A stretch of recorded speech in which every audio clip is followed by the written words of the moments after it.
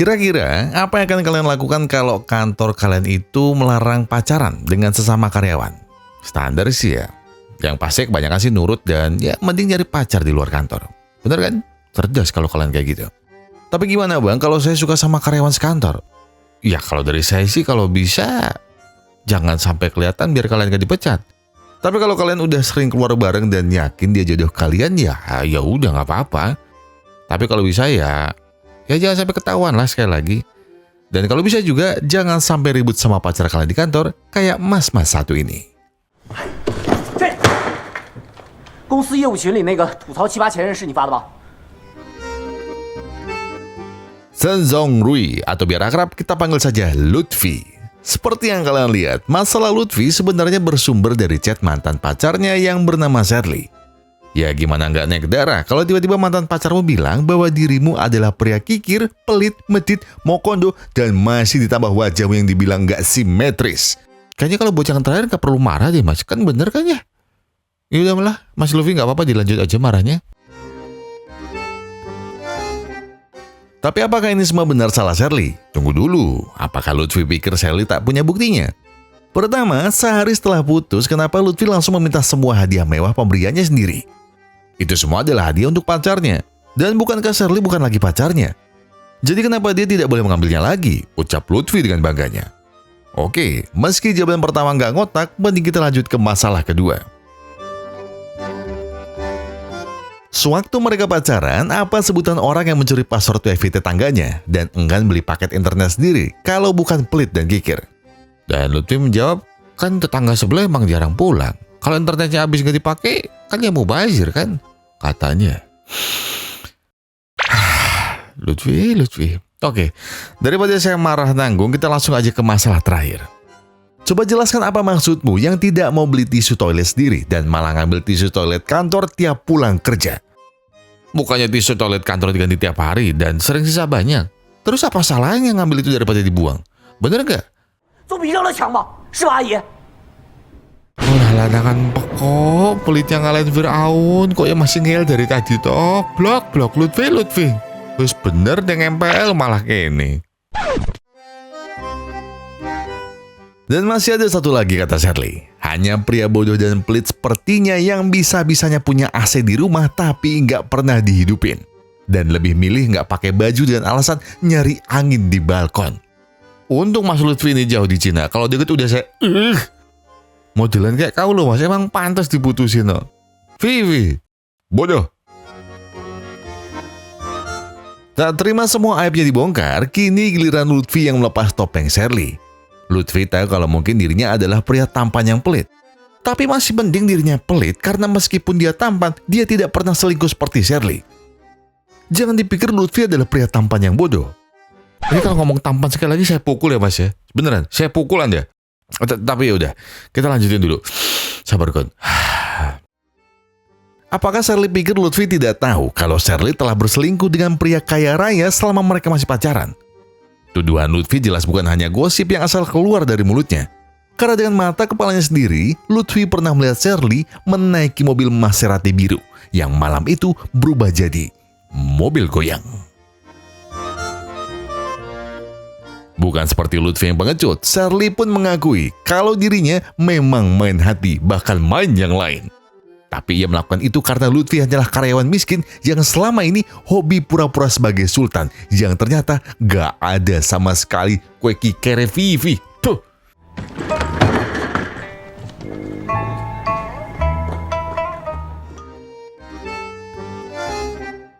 Akibat keributan tadi, Lutfi pun segera dipanggil Pak Liao alias manajer kantornya. Tak mau reputasi kantornya dipandang buruk CEO mereka, Pak Liao pun terpaksa memecat Lutfi hari itu juga. Namun karena Lutfi masih punya dendam dengan Shirley, Lutfi pun akhirnya memberikan sebuah pelicin yang ada di dalam angpau merahnya agar dirinya tidak dipecat. Mata Pak Liao jelas langsung berbinar-binar karena lagi-lagi dengan mudahnya dia bisa mendapat uang basah dari Lutfi yang entah sudah berapa juta yuan sekarang bersarang di lacinya. Baiklah, karena Lutfi adalah karyawan setianya ditambah pelicinya yang enggak sedikit, mungkin Pak Liao punya jalan keluarnya. Jika Lutfi mau, dia masih bisa bekerja di sini. Tapi sebagai alibinya, Pak Liao akan mengirim Lutfi ke kota Harbin yang sangat jauh dari sini. Jadi selain CEO mereka tak akan curiga, Lutfi pun masih bisa melakukan apapun untuk membalas dendamnya kepada Shirley. Tak menunggu lama, Lutfi pun langsung menerima tawaran itu. Namun ingat, Lutfi tak akan bisa keluar dari kantor di Harbin sebelum masa kontraknya habis dalam waktu 10 tahun ke depan. Dan kalau Lutfi ketahuan melanggar, maka Pak Liao tidak akan bertanggung jawab. 最好永远都不要再回到这个伤心地。偏激。 Untuk memuluskan aktingnya, Lutfi tentu tidak sendiri. Bersama Darui sahabatnya, dia mengatakan bahwa dia terpaksa pindah ke Harbin agar dirinya tak ketahuan telah dipecat oleh Pak Liao. Sambil berkemas, Lutfi pun meminta tolong pada Darui untuk menyembunyikan ini semua. Jika misi balas dendamnya berhasil, Lutfi berjanji akan memberikan angpau merah lagi pada Darui. Persis seperti yang tertulis dalam lembaran yang sekarang Darui pegang. Lutfi berkata kalau lembaran itu adalah daftar nama teman-teman dan kolega kantornya yang selama ini telah menerima ratusan angpaunya, yang kalau ditotal bisa lebih dari 500 juta rupiah. Mulai dari hadiah ulang tahun Pak Liao, sunatan anaknya Pak Liao, pernikahan Pak Liao yang kelima, sampai akikah cucu pertama Pak Liao. Dan sisanya pasti Darui sudah hafal kemana semua uangnya pergi, kalau bukan ke Shirley. Mungkin Darui bertanya kenapa Lutfi mau-maunya memberi angpau sebanyak itu untuk banyak orang selama ini. Lutfi pun berkata kalau baginya semua itu sama halnya dengan menabung di bank. Apalagi Darui pahamkan kalau semua temannya akan memberikan angpau yang lebih tebal jika Lutfi nanti menikah. Darui pun bingung, dari mana Lutfi bisa memperoleh angpau sebanyak itu? Bukannya Lutfi cuma karyawan biasa, bahkan gajinya segitu-segitu aja. Namun itu bukan urusan Darui, ucap Lutfi sambil berkata kalau tiketnya ke Harbin sudah keluar tadi pagi. Namun tunggu sebentar, Darui masih punya satu pertanyaan lagi. Jika benar Lutfi mengharapkan uang balasan yang lebih banyak, kenapa dia pindah ke Harbin? Bukannya jarak ke Harbin bisa makan waktu 5 hari dari sini? Lalu bukankah itu sama saja tak akan ada rekan kantornya yang akan datang ke pernikahannya? Jangankan Pak Liao dan CEO mereka, Darui dan teman-teman kantornya pun akan berpikir ulang jika harus memberi angpau jauh-jauh hanya untuk ke kota kecil seperti Harbin. Dan jelas misi balas dendamnya pada Shirley akan hancur berantakan.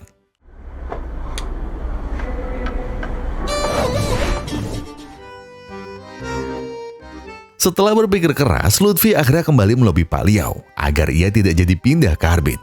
Karena menurutnya lebih baik dia pindah ke kota yang lebih dekat aja, agar orang tuanya masih bisa menjenguknya setiap hari. Emosi Pak Liao seketika langsung mendidih. Apa maksud Lutfi mempermainkannya seperti ini? Apakah Lutfi pikir mendapat izin dari CEO mereka semudah omongannya barusan? Sekali tidak bisa, tetap tidak bisa. Pilihannya hanya dua.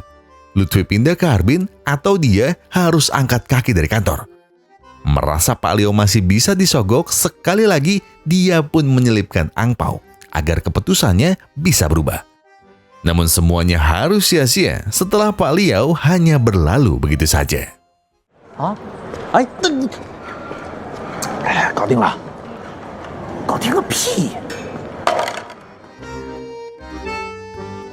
Tak ingin masa depan sahabatnya hancur, Darui pun punya ide. Sebenarnya Lutfi masih bisa mendapat banyak angpau sebelum dia pindah. Caranya adalah dengan mengumumkan pernikahannya di Harbin sebelum ia pindah. Lutfi jelas ragu karena bagaimana dia bisa menikah kalau pacar saja dia tidak punya. Gampang, kata Darui, sambil mengajak Lutfi ke suatu tempat. Nah, sekarang biar Darui kenalkan Lutfi ke sepupunya. 这是你表姨吧？ Ya bukan dong, yang sebelahnya Darui yang bener. Nah, Lutfi heran ternyata hobi sepupunya makan ya. Itu hobi nomor 2 kata Darui. Terus hobi pertamanya?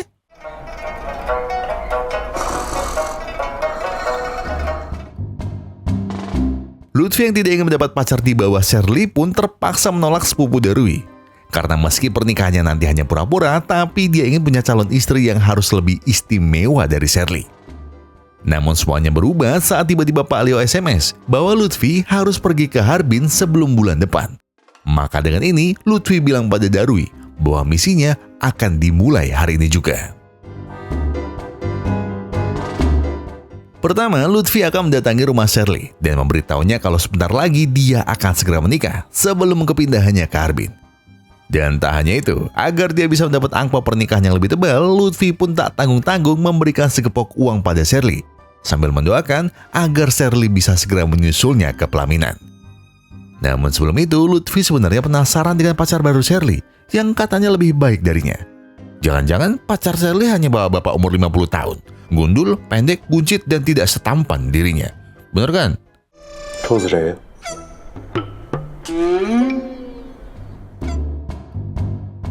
Lutfi salah besar. Iya, kali ini Lutfi tak bisa bermulut besar sama sekali.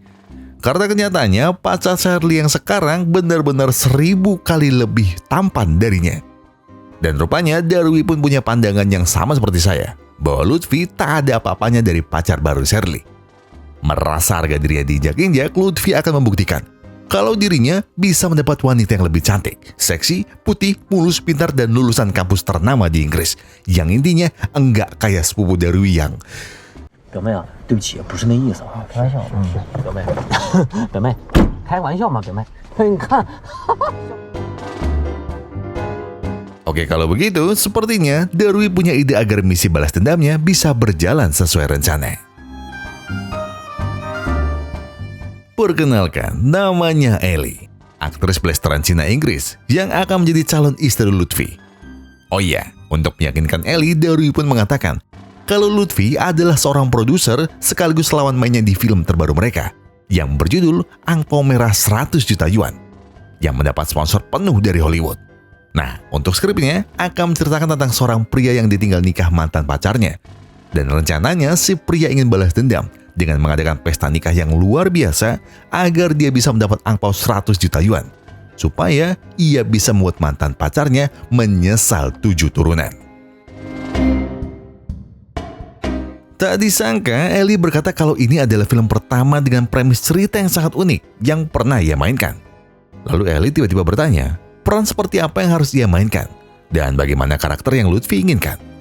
Lutfi pun akhirnya bilang bahwa dia ingin Ellie berperan sebagai anak bos perusahaan kaya raya yang tampilan luarnya oke dan mantap, agar mantan pacarnya tidak meremehkannya lagi.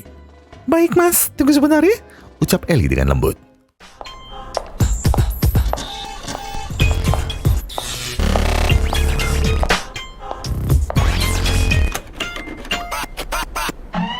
Ulah, kalau kayak gini saya juga mau mbak. Maksudnya, pengen. Oke, kali ini Lutfi benar-benar ketiban durian dari surga. Atau lebih tepatnya, Lutfi gak pernah kepikiran bisa punya istri pura-pura yang speknya meresahkan seperti ini. Sementara itu, tiba-tiba Lutfi berkata bahwa sepertinya Ellie kurang sedikit terbuka.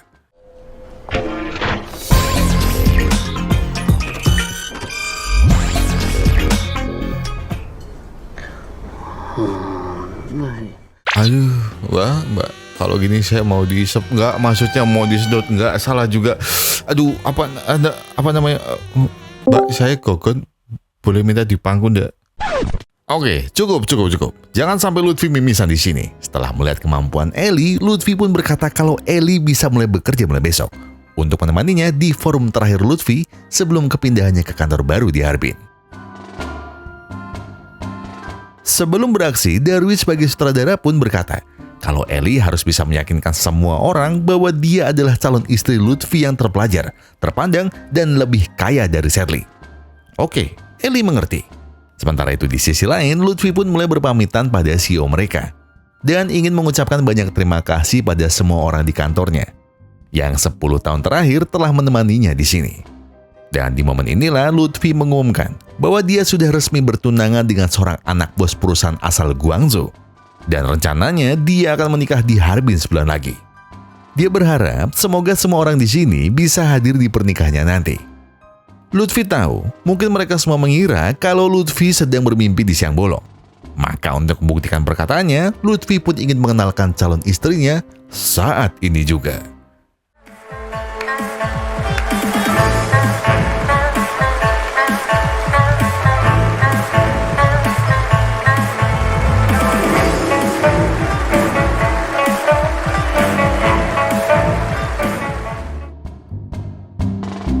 Dengan daya tarik yang luar biasa, Ellie pun berkata kalau ia sebenarnya adalah teman SMP Lutfi saat ia masih di Beijing. Namun karena ia pindah ke Inggris waktu SMA, maka dia sudah tak pernah bertemu dengan Lutfi lagi. Hingga 1 bulan lalu, tiba-tiba mereka bertemu. Meski terpisah sekian lamanya, Ellie ternyata masih menyimpan perasaan pada Luffy. Ellie menyukai Lutfi justru karena kesederhanaannya dan juga kesetiaannya. Maka saat itulah Ellie berkata, kalau ia ingin menikah dengan Lutfi.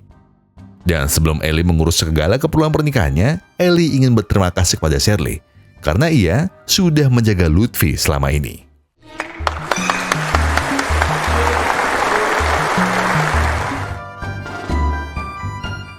Rencana awal mereka akhirnya berjalan mulus, dan hari ini saatnya mereka melancarkan rencana pamungkas. Setelah pengumuman yang menghebohkan kemarin, jelas semua orang sangat heran. Karena Lutfi bisa mendapat calon istri yang jauh lebih sempurna dari Shirley. Dan tak hanya itu, tanpa usaha berarti, Shirley pun langsung merasa malu. Dan gantian Shirley yang iri dengan perjalanan cinta Lutfi. Setelah Pak Leo ada di sini, kini saatnya Darui beraksi. Dengan nada serius, Darui ingin meminta maaf. Karena sepertinya dia tidak bisa menghadiri pernikahannya di Harbin, mengingat jaraknya begitu jauh. Tapi tenang saja, karena Darui sudah menyiapkan angpau pernikahannya. Meski tak banyak, Darui berharap semoga pernikahan Lutfi bisa berjalan lancar. Dan benar, umpan mereka ternyata berhasil dimakan. Sama seperti Darui, Pak Leo ternyata juga tak bisa menghadiri pernikahan Lutfi. Maka ia pun ingin memberikan angpau merahnya saat ini juga. Namun sayangnya ia sedang tidak membawa angpau merah. Sedangkan Lutfi tahu kan bahwa tak mungkin dia memberi angpau jika tidak ada amplop merah yang membawa keberuntungan.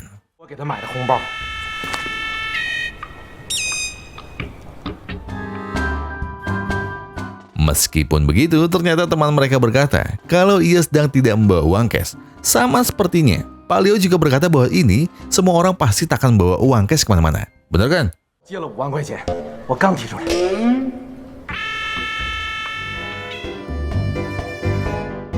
Akhirnya misi mereka pun sukses besar. Tak disangka uang yang berhasil terkumpul mencapai angka 800 juta rupiah. Angka yang lebih dari cukup dari modal yang selama ini Lutfi berikan untuk semua orang kantornya. Dan bonusnya, Shirley sekarang pasti sedang bermimpi buruk karena menyesal telah meninggalkan Lutfi. Dan sekarang tugas mereka hanya perlu membayar gaji Ellie. Seraya menjelaskan padanya bahwa produksi film mereka harus terhenti karena pihak Hollywood tak mampu membayar gaji mereka selama 1 bulan ke depan. Maka dengan berat hati mereka sudah tak bisa melanjutkan kontrak bersama Ellie lagi. Namun tiba-tiba,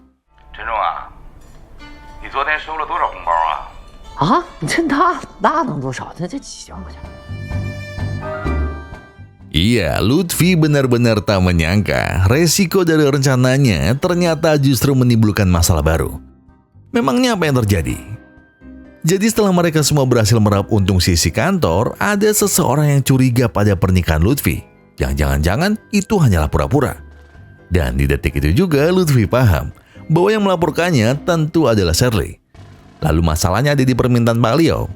Dia berkata kalau memang Lutfi tidak berbohong, dia ingin Lutfi mengadakan resepsi pernikahannya di sini sebelum ia berangkat ke Harbin. Pikiran Lutfi seketika kacau. Ia benar-benar sudah tak bisa berpikir jernih. Dan satu-satunya yang bisa ia lakukan adalah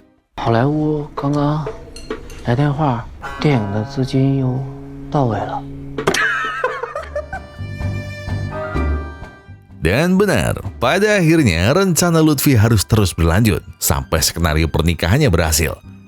Setelah ia mengumumkan tanggal pernikahannya, Lutfi harus menyiapkan semuanya sendiri. Emangnya nggak mau nyewa WO aja? Ngapain? Kan ada Darui. Oke lah, gak apa-apa. Namanya juga orang miskin. Pertama sewa gaun dan jas. Harganya macam-macam. Mulai dari 10.000 yuan sampai 50.000 yuan. Mbak, ada yang 5.000 yuan nggak? Oh lah, Vivi, mending nyewa seragam pramuka tuh. Ada loh jersey pramuka. Murah. Bisa dipakai tiap hari. Cuma ya, tinggal kuat malu apa enggak. Kedua, beli cincin yang glamor dan eksklusif. Tapi saat cincinnya pas di jari, harganya justru nggak pas di dompet. Karena harganya ternyata 150.000 yuan. Dan akhirnya, Lutfi pun membelinya cincin di... 30 Wah, kasihan Mbak Eli. Kalau tahu cincinnya cuma cincin mainan. Ketiga jelas adalah foto priwet yang harganya gratis. Kok bisa? Karena fotografernya adalah adik Darui sendiri. Emang satu keluarga ini nggak modal semua. Ya, dan keempat itu ya sewa gedung dan kamera. 不好意思，指错了，是他。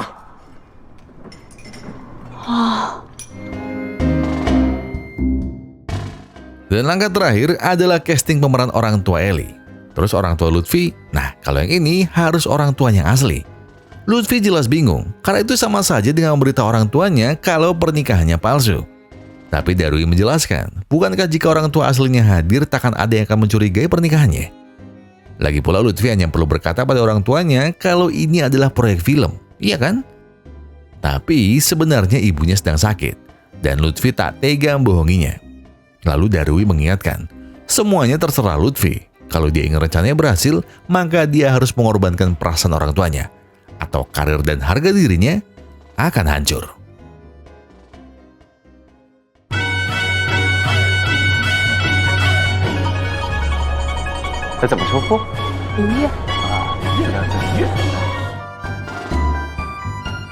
Akhirnya rencana mereka akan berhasil sebentar lagi.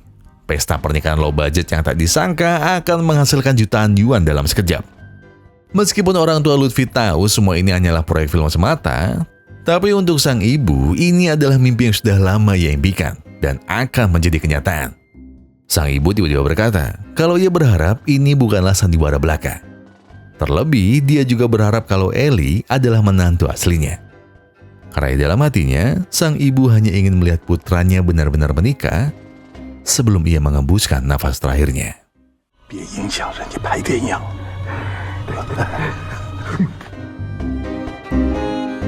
Tak disangka, ternyata Shirley dan pacarnya tidak sekedar datang, karena mereka jadi satu-satunya tamu undangan yang ampaunya nggak pakai amplop saking tebelnya.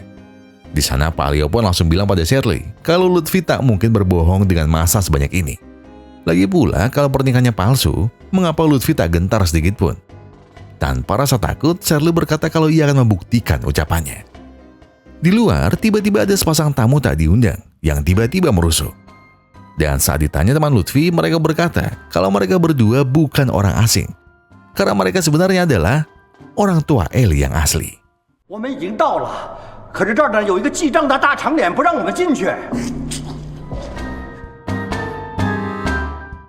Iya, ternyata jauh sebelum ini Shirley telah mengetahui semuanya. Shirley yang tahu sifat asli Lutfi yang sangat pelit dan bodoh, mana mungkin bisa mendapatkan istri cantik Ellie. Dan akhirnya Shirley tahu dari internet bahwa Ellie adalah seorang artis figuran yang telah disewa oleh Lutfi. Maka sebentar lagi, semua orang akan tahu siapa sebenarnya Lutfi yang asli. Bersamaan dengan itu, Lutfi dan Darui beruntung karena mereka bisa segera menahan orang tua Ellie sebelum Shirley datang. Mereka pun menjelaskan kalau ini semua adalah rangkaian syuting film yang sangat menentukan karir anak mereka ke depannya. Dan untuk Shirley, sebenarnya dia adalah artis figuran yang iri pada Ellie karena berhasil mendapat peran utama di film Lutfi. Jadi kalau tidak keberatan, apakah mereka bersedia ikut main di film ini?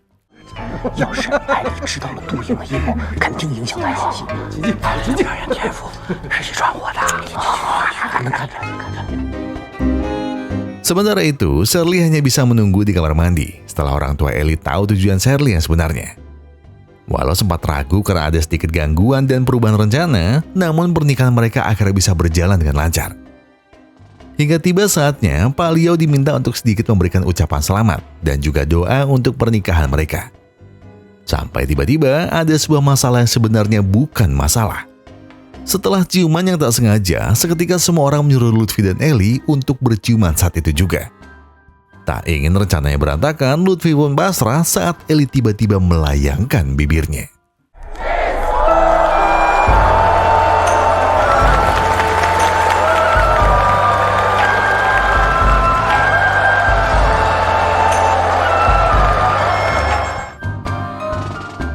Merasa ada yang aneh, Shirley pun kembali menelpon orang tua Ellie. Kemana mereka sebenarnya? Dan ternyata orang tua Shirley dari tadi salah menunggu Shirley di kamar mandi lain. Yang penyebabnya tidak lain dan tidak bukan karena mereka berdua tidak bisa melihat. Tak mau menunggu lebih lama, Shirley berkata kalau anak mereka sedang ditipu oleh Lutfi. Dan apakah mereka mau membantunya untuk menyelamatkan Ellie? 我也跟你们说实话吧，婚礼。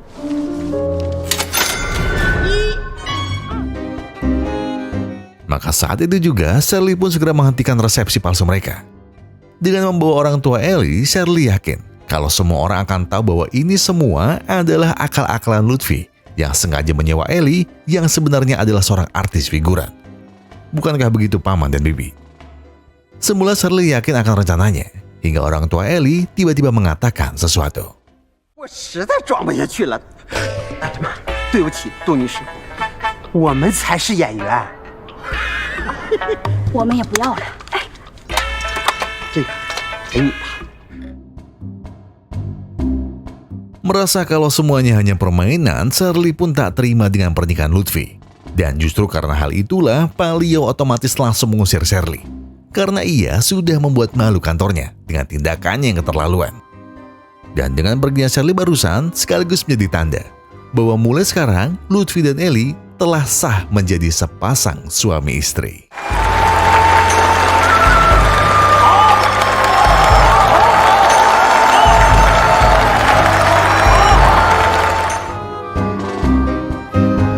Iya, tanpa Shirley ketahui, diam-diam Darwi sudah menukar peran orang tua Ellie agar pernikahan ini bisa berjalan lancar.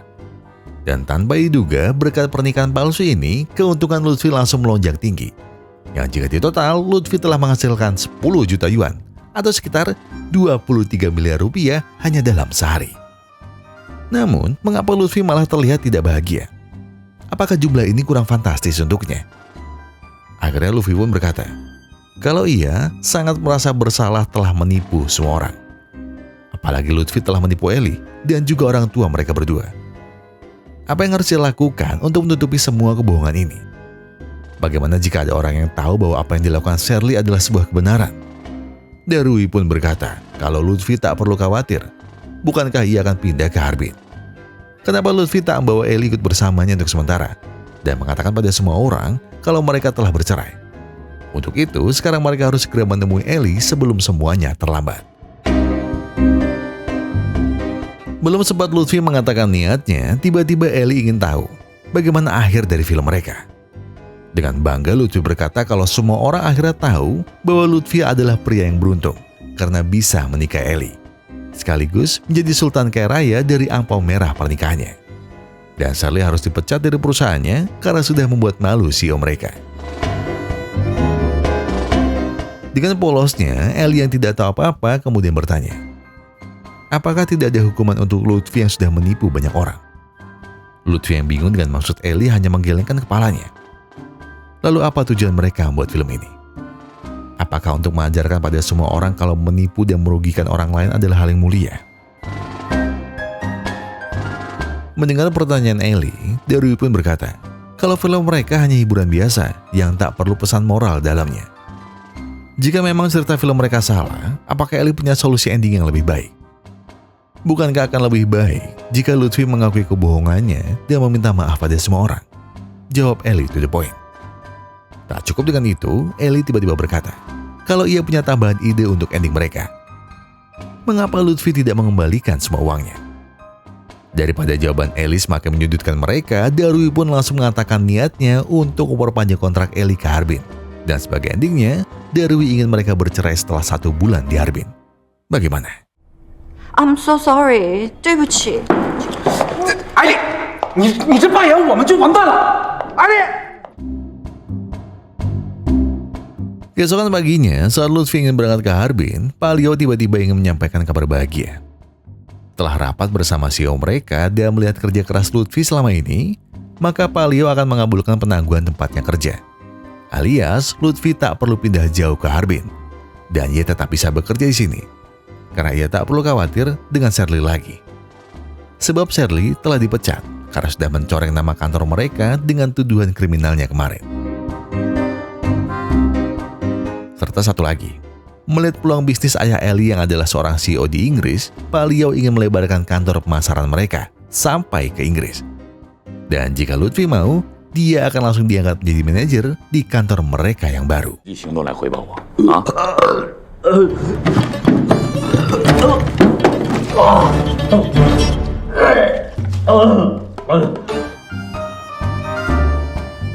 Sesampainya di rumah sakit, Pak Leo segera meminta Darwi untuk menelpon Ellie agar Lutfi bisa segera pulang.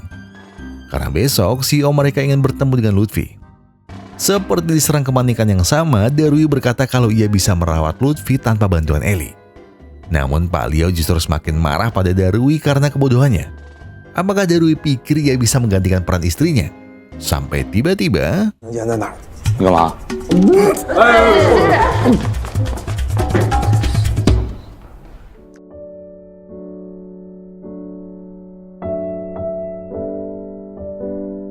Malam itu, Lutfi benar-benar tak mengerti.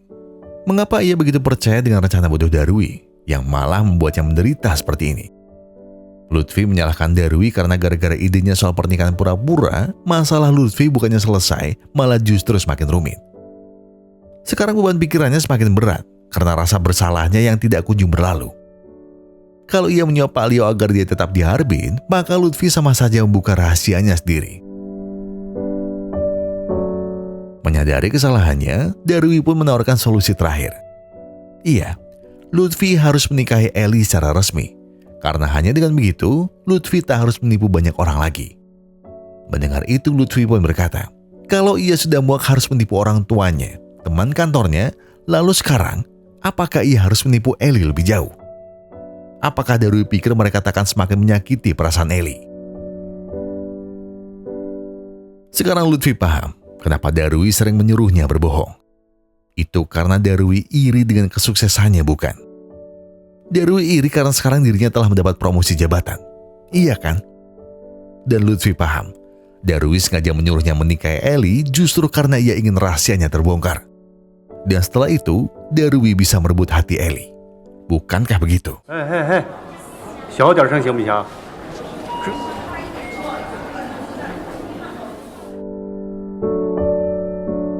Setelah emosinya reda, Lutfi akhirnya meminta maaf pada Darui. Ia minta maaf karena telah menuduhnya yang bukan-bukan.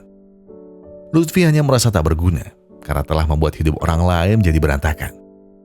Ia tak menyangka kalau skenario karangan mereka menjadi kenyataan.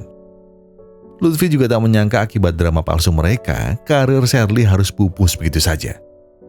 Belum lagi, belakangan Lutfi sering bermimpi buruk tentang orang tuanya yang kecewa setelah mengetahui tujuan pernikahan pura-puranya hanya untuk uang dan balas dendam. Maka dari itu, sekarang Lutfi tahu apa yang harus dia lakukan untuk memperbaiki semuanya. Pada akhirnya, Lutfi ingin mengakui semuanya pada Ellie, bahwa dari awal ia sudah menipunya.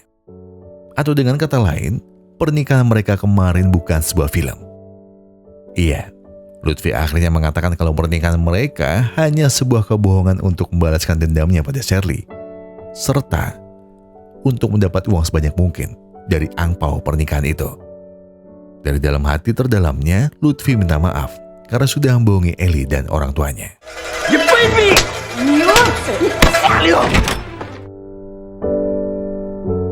Tak diduga, Lutfi tidak menyerah begitu saja. Ia sungguh-sungguh dengan niatnya untuk minta maaf. Walau tahu usahanya tak akan dimaafkan semudah itu, namun Lutfi tetap berusaha demi meluluhkan hati Ellie. Tapi sayang, rasa amarah dan kecewa keluarganya sudah melebihi batas.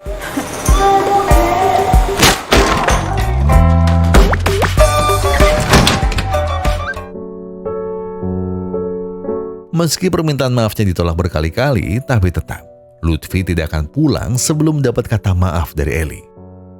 Meski sampai tengah malam pun, Lutfi akan terus memohon di depan rumahnya, sampai pintu rumah Ellie terbuka.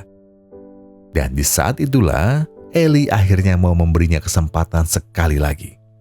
Tapi dengan satu syarat. Iya, Lutfi harus mengubah ending filmnya. Ending film yang seperti Ellie utarakan dahulu. Masih sempat membela diri, Lutfi berkata, kalau film kemarin adalah pura-pura. Namun Ellie berkata tidak. Hidup orang-orang yang telah ia tipu adalah kenyataan.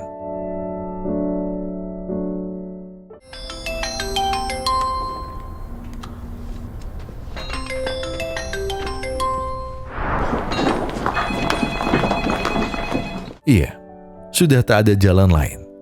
Maka saat ini Lutfi akan mengubah ending filmnya sesuai permintaan Ellie. Namun dia melakukan semuanya bukan hanya agar Ellie memaafkannya. Lebih dari itu, Lutfi ingin meminta maaf dari dalam hatinya kepada semua orang di kantor, terlebih kepada Shirley.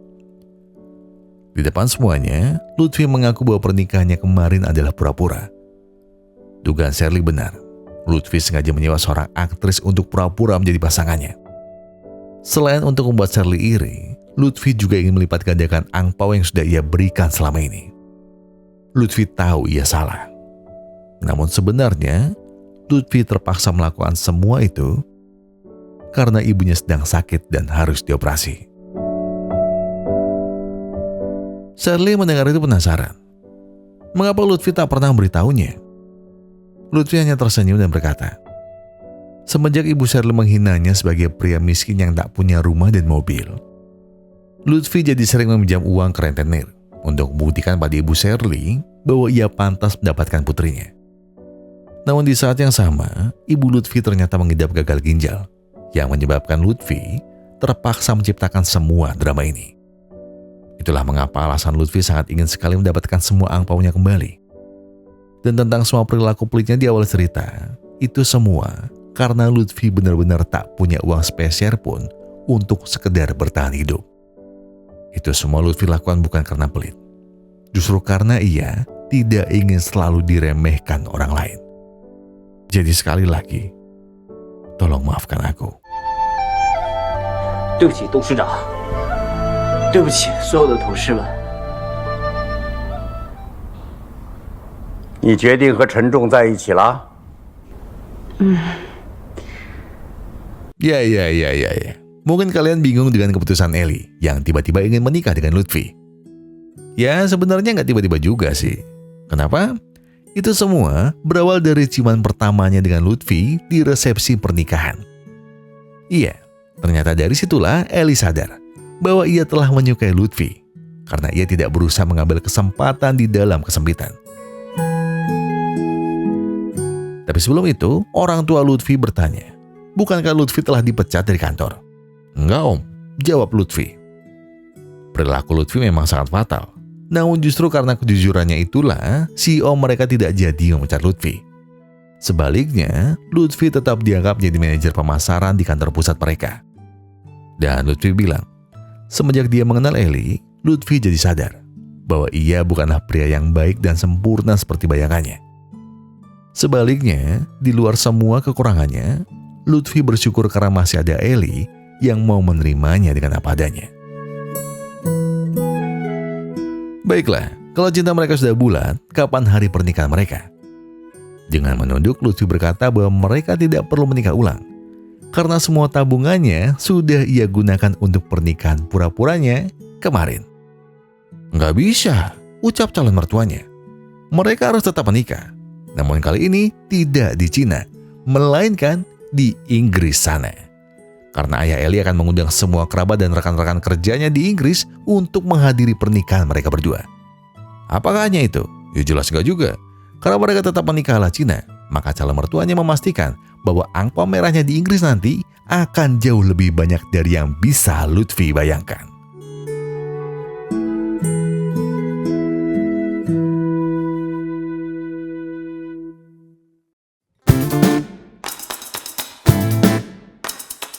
Iya, ending yang membagongkan dan menyisakan banyak pertanyaan. Ya, soalnya siapa sih yang mengira kalau semua skenario Lutfi akan berjalan di luar Nurul kayak gitu.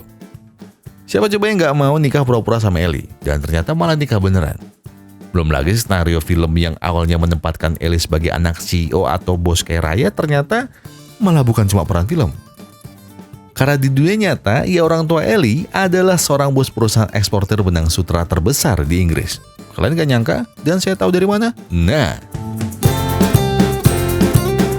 saya tahu karena film ini ada lanjutannya. Iya benar, jadi film dengan judul Big Red Envelope ini itu yang pertama itu rilisnya tahun 2021.